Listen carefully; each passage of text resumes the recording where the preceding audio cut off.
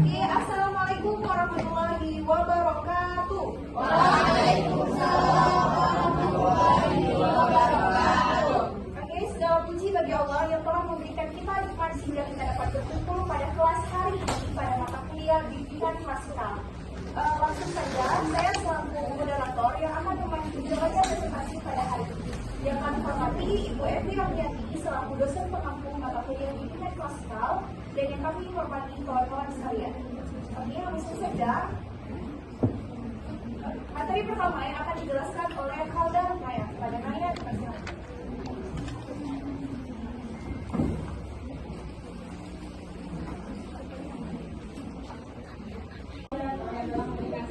Menjelaskan mengenai definisi dari bimbingan klasikal. Nah, sebelumnya teman-teman ada yang udah tahu belum apa sih sebenarnya bimbingan klasikal itu? Ada yang tahu? Bimbingan di kelas. Bimbingan di kelas, oke. Good, Icul. Yang lain ada yang tahu? Lihat, cinta. Oke, jadi kalau misalkan penasaran apa sih sebenarnya bimbingan klasikal itu? Menurut si Crown, bimbingan itu merupakan salah satu pertolongan yang dinilai memiliki karakter yang guna untuk membantu siswa dalam memahami dirinya sendiri. Sedangkan klasikal itu merupakan suatu layanan ataupun program bimbingan yang dilakukan secara berkelompok atau di kelas.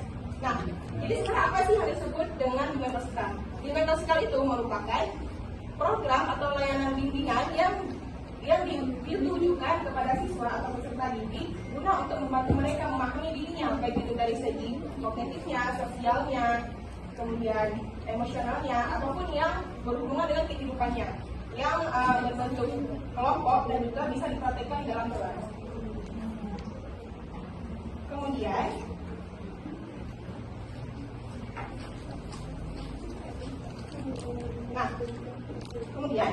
layanan bimbingan klasikal ini dinilai paling efektif untuk mengetahui peserta didik yang sedang membutuhkan pertolongan.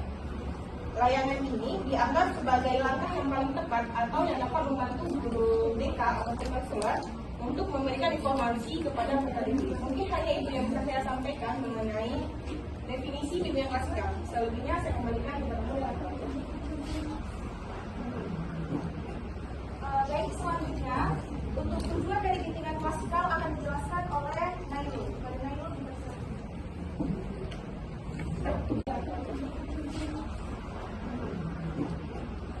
baik, selanjutnya untuk tujuan dari bimbingan klasikal akan dijelaskan oleh Nailul. Pada Nailul,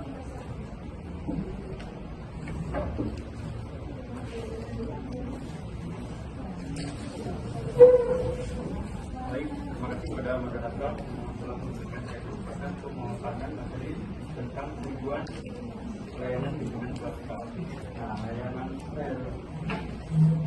layanan bimbingan klasikal ini memiliki tujuan agar setiap orang yang diberikan layanan dapat memberikan arahan kepada kehidupannya sendiri dan memiliki pandangan sendiri. Secara umum, tujuan dalam layanan bimbingan klasikal ini adalah memberikan pertolongan kepada siswa untuk meningkatkan pribadi sosial, belajar dan karirnya. Nah, tujuan dari bimbingan klasikal ini banyak, cuma ini mungkin sesuatu yang pertama itu ada pengembangan diri, penyelesaian tugas perkembangan, perencanaan masa depan, adaptasi sosial, pengembangan potensi, mengatasi kesulitan, dan peningkatan keterampilan hidup. Misalnya, contoh di penyelesaian tugas perkembangan siswa. Nah, misalnya kan kita pernah belajar tugas perkembangan sesuai umur. Misalnya kalau misalnya siswa kita kan remaja lah, dari umur 13 sampai 18. Nah, contohnya kita membantu siswa kita bisa mencapai hubungan makan dengan teman sebaya. Mungkin itu saja yang dapat saya sampaikan. Selebihnya saya berikan kepada moderator. oke, materi selanjutnya itu dijelaskan oleh Halda.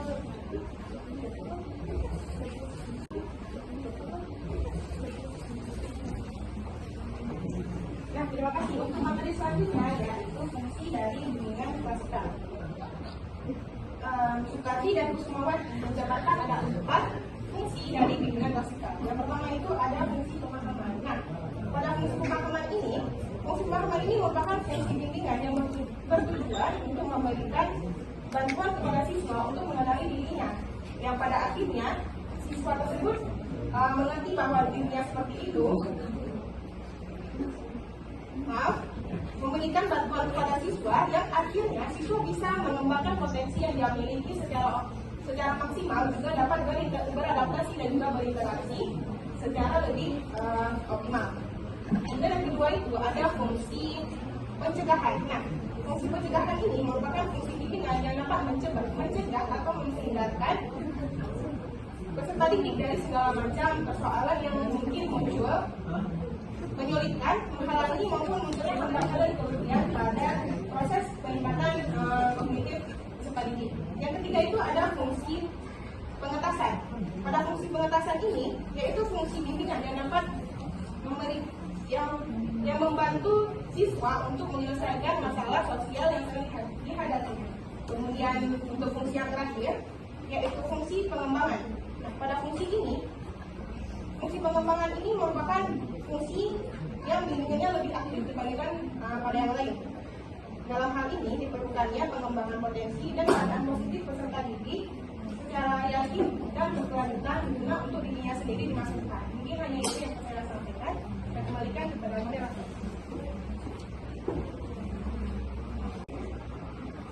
Oke, selanjutnya materi ini akan dijelaskan oleh Haikal.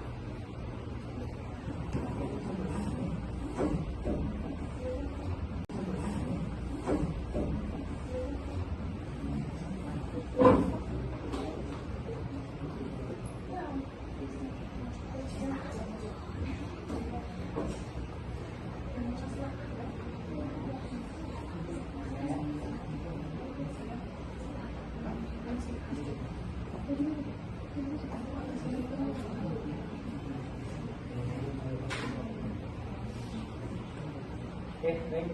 Ini saya akan sedikit menjelaskan prinsip-prinsip bimbingan klasikal dan bimbingan lintas kelas. Yang pertama itu ada prinsip bimbingan klasikal.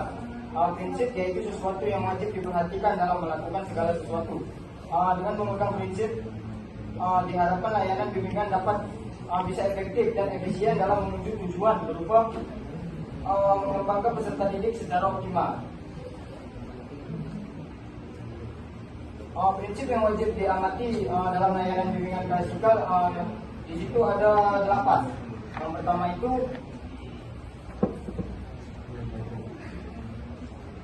pertama itu layanan bimbingan klasikal ditunjuk kepada seluruh peserta didik dengan sesuai kebutuhan yang diperoleh dari hasil need assessment. Yang kedua itu ada bimbingan dan konseling sebagai proses individualisasi, di mana setiap peserta didik dianggap sebagai individu yang bersifat unik. Bimbingan ini memiliki tujuan agar dapat meningkatkan peserta didik untuk menjadi individu yang lebih komplit. Yang ketiga itu ada bimbingan konseling. Bimbingan dan konseling memfokuskan pada nilai positif. Dalam layanan bimbingan ini,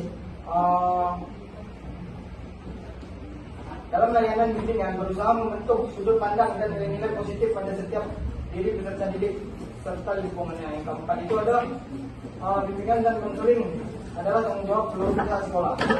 Hal ini guru bimbingan dan konseling diharapkan untuk mengkoordinasi program layanan dengan pihak sekolah yang lain. Yang kelima itu adalah bimbingan klasikal dilaksanakan sesuai dengan budaya Indonesia. Interaksi dalam kelompok disesuaikan dengan nilai-nilai yang ada di daerah setempat. Layanan bimbingan klasikal bersifat fleksibel, adaptif, serta meneruskan tindak lanjut. Yang keenam itu ada program layanan bimbingan klasikal diadakan evaluasi yang bertujuan untuk menganalisis keberhasilan layanan dan mengembangkan program selanjutnya. Yang ketujuh ada dinamika kelompok. Dalam pelaksanaan layanan bimbingan klasikal dianggap sebagai alat pembantu dalam mencapai tujuan layanan bimbingan. Yang terakhir itu ada bimbingan klasikal, bimbingan klasikal mengarah kepada peserta didik dalam meraih keselarasan dan keseimbangan peningkatan sebagai makhluk individual dan sebagai makhluk sosial. Oke, lanjut yang selanjutnya ya. Ada bimbingan lintas kelas. Bimbingan lintas kelas ini merupakan kegiatan yang bersifat pencegahan, pengembangan yang bertujuan memberikan pengalaman, wawasan serta pemahaman yang menjadi kebutuhan peserta didik. Baik dalam bidang pribadi, sosial, belajar, serta karir.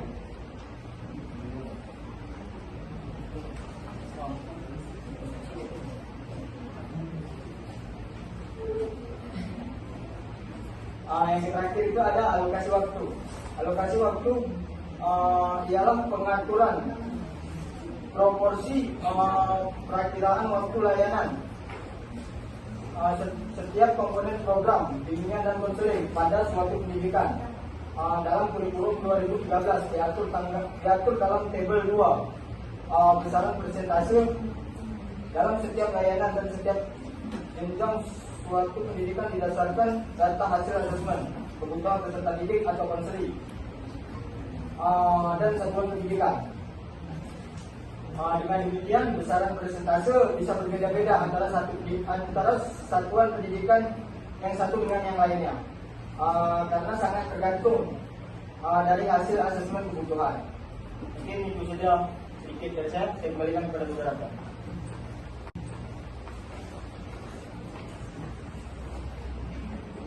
Baik, selanjutnya yang akan dijelaskan oleh saya sendiri. Nah, di sini saya akan menjelaskan tentang langkah-langkah layanan klasikal. Nah, yang pertama itu ada persiapan, ada pra-bimbingan. Nah, sebelum memulai layanan bimbingan klasikal, konselor itu harus mempersiapkan semua dengan matang agar sesinya itu dapat berjalan dengan lancar.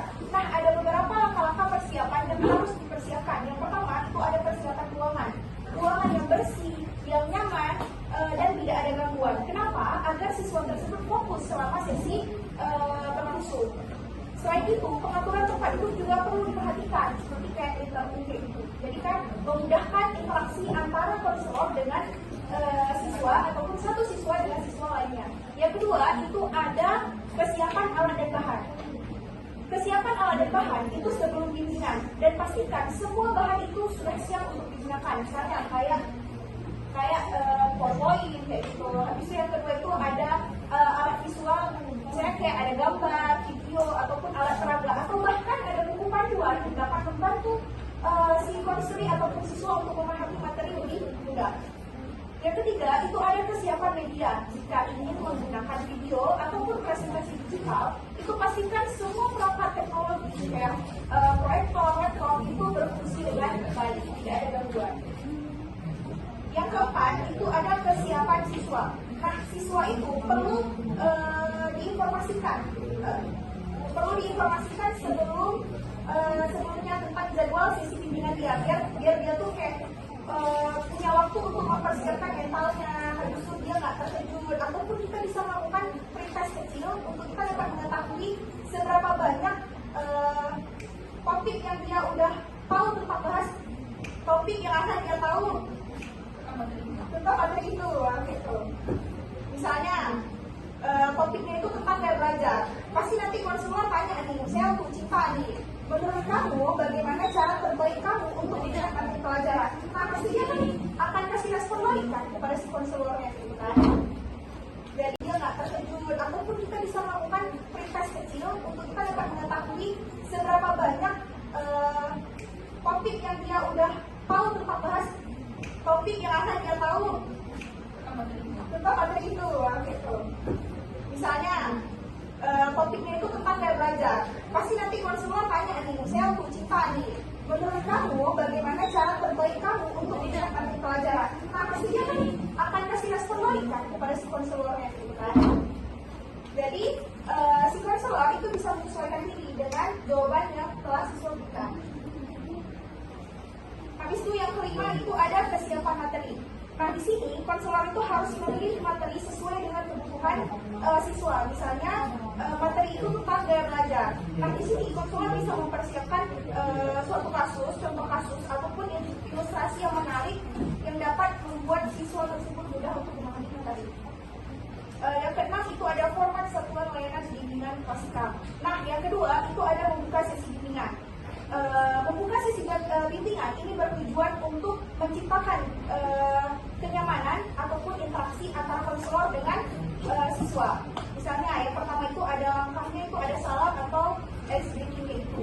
Nah, konselor itu kan harus menyapa dengan ramah. Dan bukan hanya konselor, pasti guru yang masuk ke kelas itu tidak pernah lupa untuk menanyakan apa kabar semuanya, ya kan? Habis itu kemudian ajak siswa tersebut untuk melakukan perkenalan singkat dengan ada satu kata yang menggambarkan perasaan mereka pada hari itu. Nah, dengan begitu siswa dengan si konselor itu kayak gak ada canggung, gak ada tegang, suasana itu aman damai. Habis itu selanjutnya itu ada membangun persepsi. Nah, bagaimana cara kita membangun persepsi? Nah, cara kita membangun persepsi itu dengan menggunakan beberapa pertanyaan yang relevan. Misalnya topik kita tadi kan tentang gaya belajar. Nah, konselor itu bisa bertanya kayak siapa yang merasa sudah belajar lama tapi sulit untuk memahami materi tersebut ataupun pelajaran tersebut.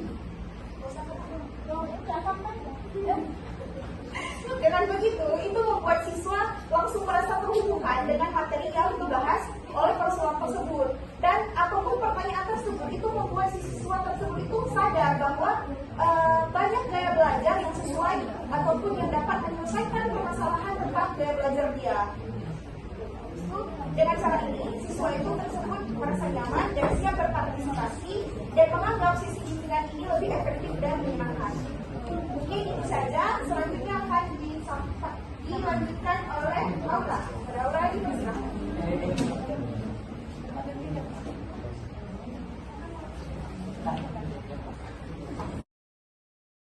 Yang kedua yaitu diskusi kelompok. Nah, di mana siswa dibagi menjadi kelompok-kelompok kecil untuk berbagi pengalaman. Adapun misalnya topik yang akan dibahas yaitu masa transisi menuju remaja. Dan di setiap kelompok tersebut mereka diminta untuk membicarakan tantangan yang mereka hadapi saat beranjak menjadi dewasa. Yang ketiga, permainan peran. Di sini, di dalam topik ini, misalnya dalam topik yang mau kita bahas, yang tadi dibilangin itu melanjutkan transisi menuju lebih remaja, beberapa siswa bermain peran sebagai siswa yang kesulitan memilih antara SMA atau bahkan SMK.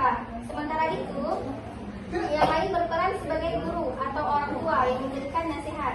Poin yang keempat, pemutaran video.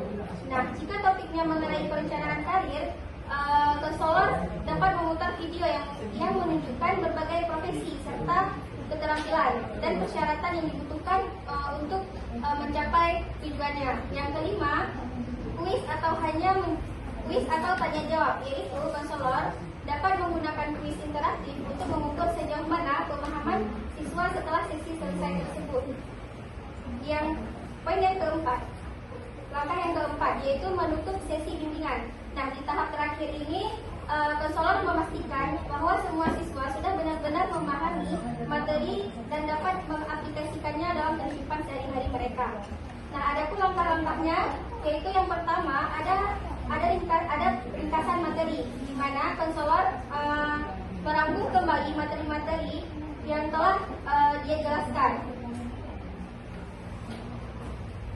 Yang kedua yaitu refleksi atau tugas kecil. Nah, di sini konselor meminta siswa untuk menuliskan hal yang mereka pelajari tentang materi yang telah diberikan pada hari ini, atau memberinya tugas sederhana seperti dalam sesi perencanaan karir, membuat daftar cita-cita dan langkah-langkah untuk pencapaiannya. Yang ketiga yaitu evaluasi singkat. Nah, di sini konselor bisa langsung bertanya apakah sesi ini bermanfaat untuk mereka, atau menggunakan kertas kecil untuk menulis pendapat-pendapat mereka tentang topik yang dibahas pada hari ini. Yang keempat, pesan motivasi. Nah, konselor menutup dengan kata-kata motivasi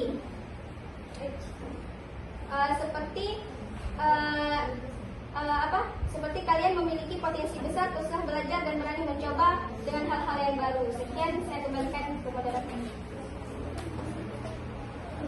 Oke, selanjutnya akan disambungkan oleh Raffi Albar. Terima kasih kepada moderator.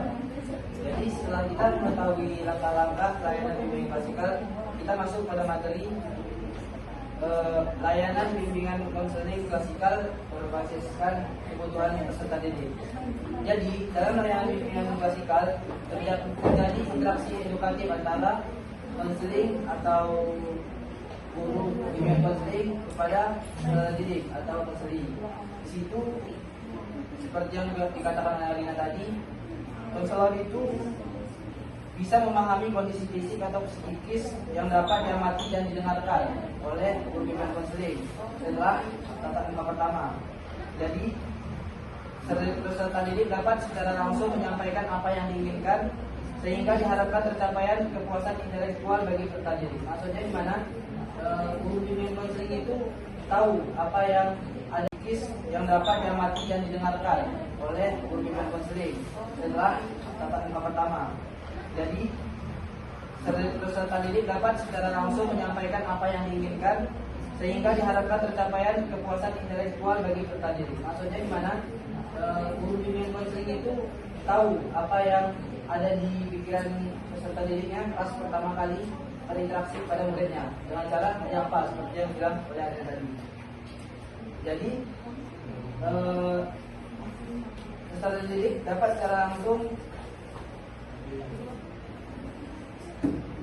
tercapainya kepuasan intelektual bagi peserta didik. Serta strategi bimbingan klasikal dalam jalur pendidikan belum memiliki panduan atau acuan yang jelas. Jadi dalam bimbingan konseling klasikal ini belum ada panduan atau acuan yang jelas untuk materinya gitu. Jadi ada materi-materi penting atau aspek penting yang pada umumnya dipakai. Seperti yang pertama, aspek perkembangan pribadi. Kenapa diambil aspek perkembangan pribadi? Karena pada umumnya konseli atau peserta didik itu membantu peserta didik memahami dan mengembangkan potensi diri. Jadi kan peserta didik itu belum tahu potensi dirinya itu bagaimana. Jadi materi aspek perkembangan pribadi ini bisa mengatasi masalah-masalah tentang pengembangan potensi diri. Contohnya seperti materi tentang identifikasi diri, manajemen emosi, pengembangan kepercayaan diri, dan peningkatan motivasi belajar. Yang kedua itu ada aspek perkembangan sosial. Materi ini berfokus pada pengembangan kemampuan peserta didik dalam berinteraksi dan beradaptasi dengan lingkungan sosialnya. Kan kalau peserta didik ini seperti kita dari kuliah, dari SMA ke kuliah kan kita perlu adaptasi. Jadi layanan bimbingan klasikal ini seperti yang saya bilang belum ada acuannya. Jadi dia diambil contoh perkembangan sosial ini untuk menyelesaikan tentang komunikasi efektif dan kerjasama tim serta pengembangan empati. Maksudnya gimana? Jadi karena dia ini belum ada acuannya atau panduannya, dia ini diambil secara umum aja kepada seluruh konseli atau permasalahan-permasalahan yang sering terjadi. Jadi untuk itu aspek perkembangan sosial ini dijadikan untuk acuan pada umumnya aja. Yang ketiga ada aspek perkembangan belajar. Materi ini bertujuan untuk meningkatkan efektivitas dan efisiensi belajar peserta didik. Contohnya materi tentang teknik belajar efektif, manajemen waktu, strategi belajar, dan persiapan menghadapi ujian. Dan yang terakhir adalah aspek perkembangan karir. Seperti yang sudah kita pelajari, materi perkembangan karir ini membantu peserta didik memahami berbagai pilihan karir, di mana peserta didik bisa mempersiapkan diri untuk memasuki dunia kerja dan mengembangkan keterampilan yang relevan dengan karir yang diminati. Contohnya tentang materi eksplorasi karir, informasi lowongan kerja, dan tips wawancara kerja. Penting untuk kita ketahui bahwa layanan bimbingan konseling ini harus disesuaikan dengan kebutuhan peserta didik kita. Seperti yang dibilang Ibu Masalah tadi, dia tidak boleh asal kita ambil aja masalahnya. Kita harus menyesuaikan dengan karakteristik sesuai kebutuhan siswanya. Misalnya siswanya ini butuh pengembangan diri, siswa ini butuh pribadian, dia harus dipisahkan. Jadi sebelum itu guru bimbingan konseling perlu melakukan asesmen kebutuhan terlebih dahulu. Jadi dari saya kembalikan ke Oke, materi selanjutnya itu akan dijelaskan oleh Rena Nazila.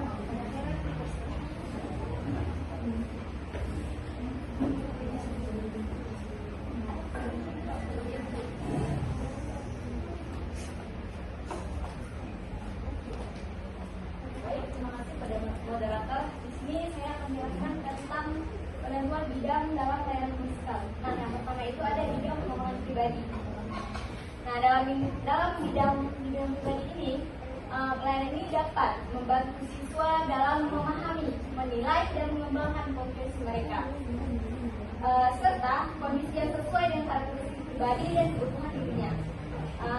Bidang pendidikan pribadi ini juga bertujuan untuk membantu peserta didik dalam mengenal diri mereka sendiri agar dapat menjadi pribadi yang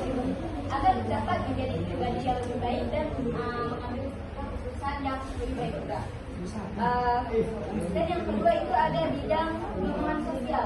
Nah, bidang pengembangan sosial ini yang membantu peserta didik dalam memahami dan menilai serta mengembangkan kemampuan hubungan sosial mereka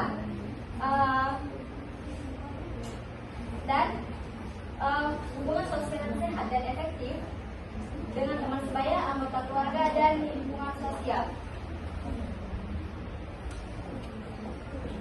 Bidang ini juga bertujuan untuk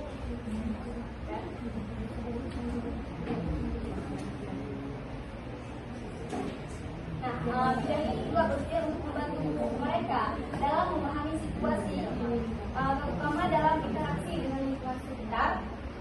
Selain itu, bidang ini juga menekankan pentingnya etika yang sopan, yang berlandaskan nilai-nilai budi pekerti yang baik. Dengan pemahaman ini, peserta didik dapat mengembangkan sikap dan perilaku yang positif dalam berinteraksi dengan sesama lingkungannya.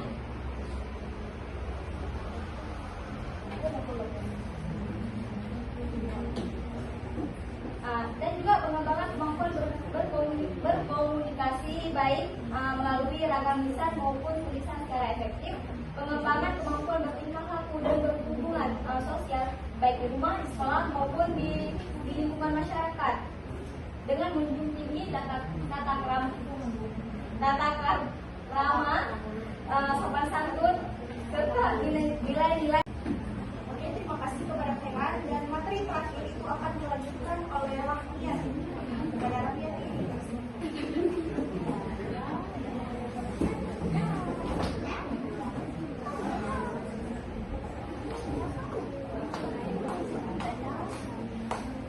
Baik, terima kasih kepada moderator.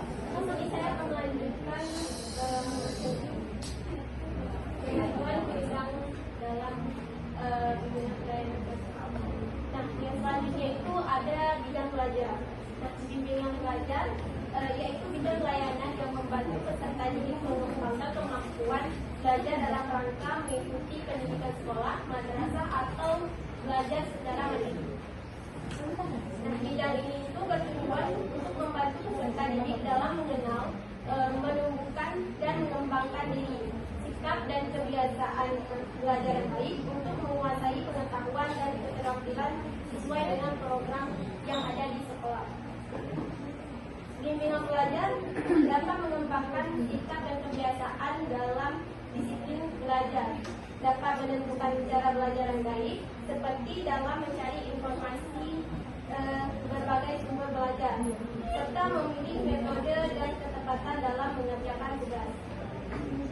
Nah, konselor dapat memberikan bantuan dalam mengatasi kesulitan belajar, seperti siswa yang kurang mampu menyusun dan menaati jadwal belajar di rumah, kurang siap menghadapi ujian atau ulangan, kurang dapat berkonsentrasi, kurang menguasai cara belajar yang tepat di berbagai mata pelajaran, serta menghadapi kesulitan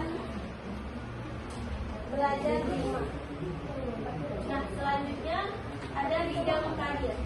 Nah, bidang karir ini pun adalah bidang pelayanan yang membantu peserta didik dalam memahami dan menilai informasi, serta memilih dan mengambil keputusan. Bidang ini itu bertujuan membantu peserta didik mengenal dunia kerja agar dapat membentuk kemana selanjutnya mereka akan melangkah dan mengetahui potensi diri yang dimiliki. Bimbingan karir itu merupakan suatu perangkat atau lebih tepatnya suatu program yang sistematis, proses, dan teknik. Nah, pelayanan yang dimaksudkan untuk membantu individu memahami dan berbuat antar keterlibatan dalam pekerjaan, pendidikan, dan waktu luang, serta mengembangkan keterampilan mengambil keputusan. Baik, yang sekian penjelasan dari saya kembalikan ke Ustaz.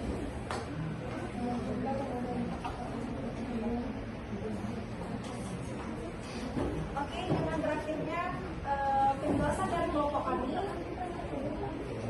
buka sesi diskusi. Adakah yang ingin menyampaikan pesan atau saran, penambahan?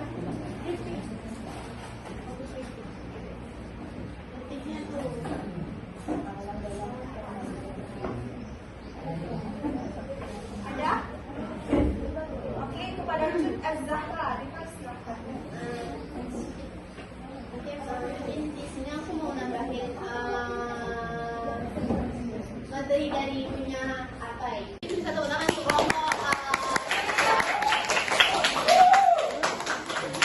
Nah, menurut aku itu materi dari Abai itu udah bagus banget. Yang itu sebenarnya bisa jadi bimbingan yang dibahas sama Abai itu bisa jadi juga sebagai salah satu kelemahan dari bimbingan klasikal, yaitu si bimbingan klasikal nih dia nggak ada panduan, jadi dia nih sebagai guru BK kita kesusahan, apalagi di zaman sekarang ini kita selama presiden yang kemarin itu udah beberapa kali ganti kurikulum, sehingga guru BK semakin kesusahan lagi. Nah, yang dibahasakan oleh Abai itu di situ dikatakan bahwa Abai bilang jadi kita tuh nggak bisa ikutin kepada kurikulumnya, tapi yang kita ikutin itu adalah kehidupan sosial ya, Bapak? Kebutuhan sosial. Nah, jadi kebutuhan sosial di sini dikatakan sebagai perilaku siswa nih. Misalnya yang lagi tren, kita bilang yang lagi tren itu apa? Jadi itulah yang akan dibuat, yang akan dibuat bimbingan klasikalnya oleh si guru BK-nya. Dan sebenarnya mungkin kita bisa kasih saran juga untuk pemerintah itu ya, mungkin bimbingan klasikal ini seharusnya ada buku panduannya agar semua yang mau diberikan bimbingan yang mau dibilang di klasikal tuh runtut dan terstruktur, sehingga setiap tahunnya tuh nggak berubah. Setiap tahunnya misalnya pada tahun ini trennya ini kayak itu, misalnya kita katakan trennya bully, karena banyak yang bully kayak itu. Jadi tapi tahun depan itu udah nggak ada lagi bimbingan klasikal tentang bullying kayak itu misalnya ya. Nah, jadi itu kan salah satu kelemahan ya. Sayang kalau misalnya kita tiap tahun tuh berbeda-beda terus ya, walaupun mengikuti kebutuhan sosial. Mungkin itu aja yang mungkin saya sampaikan. Terima kasih. Gimana kalau misalnya dalam satu kelas itu beda-beda kebutuhannya? Apakah harus dipisahkan? Oke, terima kasih kepada Hasbul. Selanjutnya Terhadap pendekatan bimbingan klasikal antara SD, SMP, atau SMA gitu kan, dia kan belum ada panduan gitu kan untuk bimbingannya, perbedaan pendekatannya. Oke, terima kasih. Selanjutnya kepada Bagaimana cara mengukur efektivitas pelayanan bimbingan klasikal terhadap perkembangan siswa? Oke, terima kasih. Selanjutnya kepada Mutirida. Baik, terima kasih pada kelompok. Di sini saya ingin bertanya di makalah halaman 3 bahwa ada pengertian dari Makrifa dan Wiryo.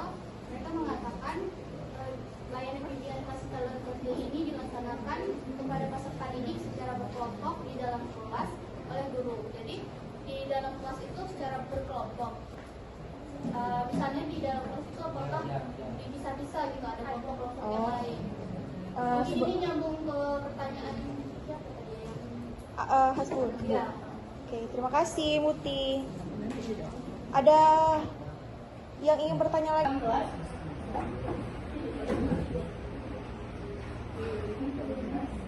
Bahwa layanan klasikal itu diberikan dalam kelas itu dalam bentuk kelompok atau menyeluruh, gitu ya.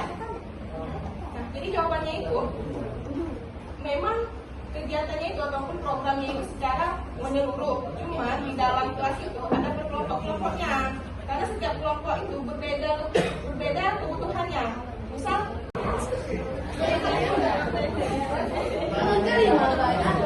Nah, pertanyaannya tadi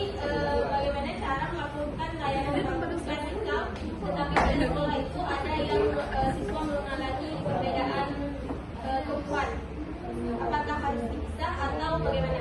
Ya. Nah, layanan klasikal ini pada siswa dengan kebutuhan berbeda dapat dilakukan tanpa harus memisahkan mereka. Nah, berdasarkan literatur, layanan bimbingan klasikal ini itu dirancang untuk menjangkau seluruh siswa dalam satu kelas, seperti yang dijelaskan oleh Abai tadi. Nah, sehingga semua siswa dapat menerima informasi dan dukungan yang sama. Nah, ini itu dapat menciptakan kesempatan bagi siswa untuk belajar dari satu sampai lain dan mengembangkan keterampilan sosial. Nah, oleh karena itu, meskipun mereka berbeda kebutuhan antar siswa, layanan bimbingan klasikal tetap efektif dan dapat diterapkan secara bersamaan tanpa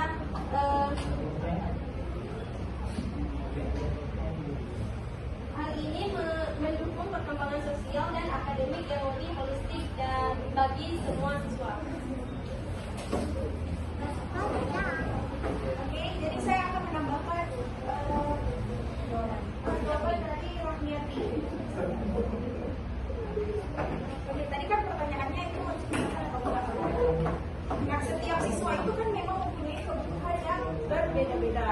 Jadi guru BK di sini itu cuma mencari cara bagaimana cara menyelesaikan dalam satu kelas itu punya beberapa permasalahan yang berbeda-beda. Yang pertama, guru BK itu bisa menggunakan pendekatan personal. Nah, walaupun layanan bimbingan klasikal biasanya itu dilakukan secara berkelompok, dia kan kalau bimbingan klasikal itu kan kelompok besar. Kalau misalnya dipisahkan atau enggak, berarti itu jadi kelompok kecil-kecilnya lagi kan, seperti yang dikatakan oleh Abai tadi. Nah, di sini guru BK bisa memberikan perhatian yang lebih kepada orang yang lebih membutuhkan. Gitu. Tadi kan misalnya dia jelasnya tentang gaya belajar nih. Setiap orang itu pasti mempunyai permasalahan gaya belajar, tapi gaya belajarnya itu beda-beda. Misalnya dia belajarnya kayak gini, dia gitu, pokoknya beda-beda. Yang penting dalam lingkup yang sama tentang gaya belajar. Ya.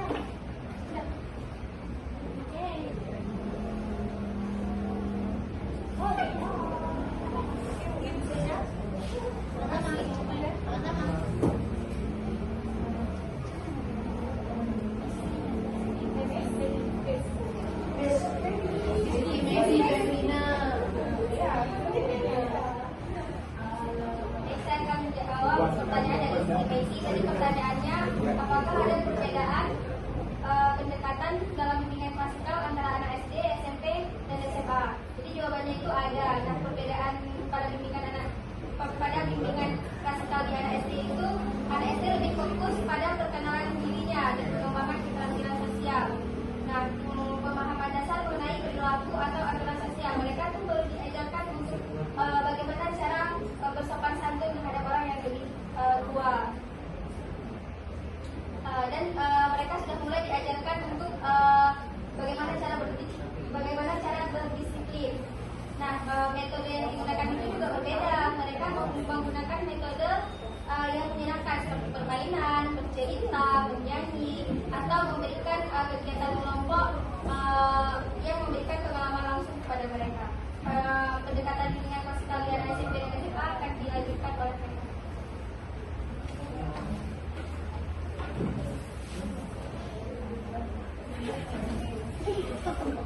Nah, kalau di SMP itu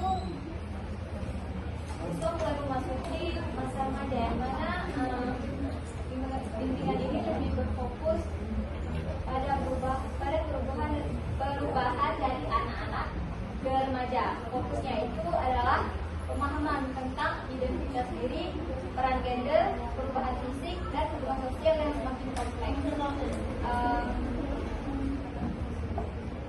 Dan juga pengembangan diri, pemahaman terhadap lingkungan sebaya, dan persiapan menghadapi tantangan akademik yang lebih berat.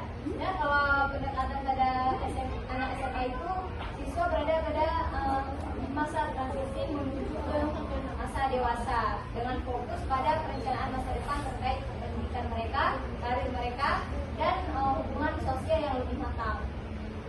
Bimbingan di SMA ini lebih menekankan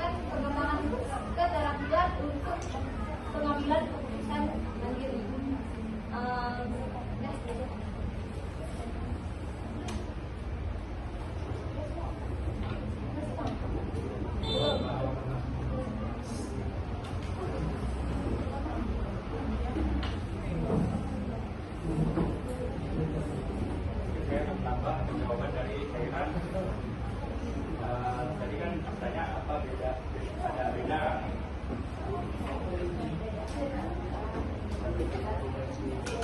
Oh, beda layanan klasikal dan SDS semacam. Itu tadi emang sudah dijelasin udah dekat, cuman yang paling penting itu bahasanya. Jadi bahasa waktu sama anak SD itu lebih sederhana lagi. Kalau bicara nasional mungkin bisa kita ngomong lebih kompleks karena mereka udah ngerti sama masyarakat. Itu ya.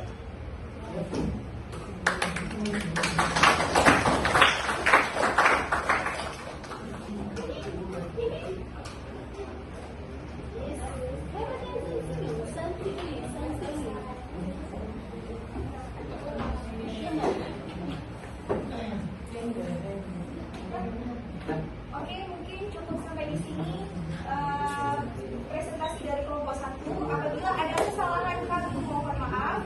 Wabillahi taufiq wal hidayah. Wassalamualaikum warahmatullahi wabarakatuh.